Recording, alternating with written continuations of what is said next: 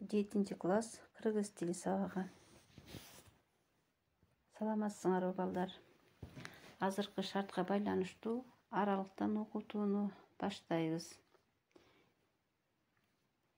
Билим алуу үчүн бизге эч нерсе тоскоол боло албайт. Баарыңарга жагымдуу маанай каалайм. Бүгүнкү сабагыбыздын темасы тактооштун маанисине карай бөлүнүшү. Сабактын максаты тактооштун маанисине карай бөлүнүшүн түшүнүү менен морфологиялык билимин өнүктүрүшөт жана гумандуулукка тарбияланышат. Тактооч маанисине карай мезгил тактооч, орун тактооч, сын сыпат тактооч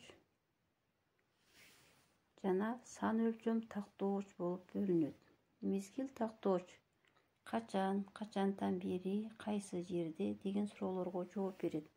Ал эми орун тактооч кайда, каерде, кайсы жакта деген суроолорго жооп берет. Сын сыпат тактооч кантип, кандай, кандайча, эмнеге деген суроолорго жооп берет. Сан өлчөм тактооч канча, нече, канчалык, нечелеп деген суроолорго жооп берет.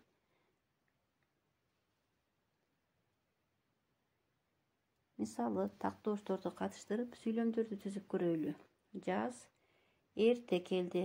Бул сүйлөмдө эрте деген мезгил тактоочубуз катышып жатат.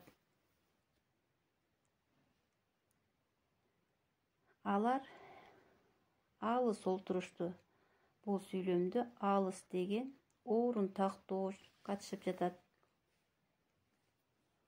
Мугалим орусча сүйлөдү. Орусча деген сөзүбүз бул сын сыпат тактооч.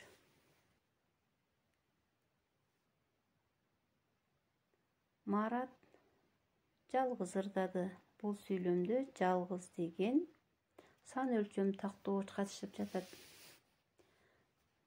Балдар, тапшырма тактооштун маанисине карай бөлүнүшүн окуп келесиңер.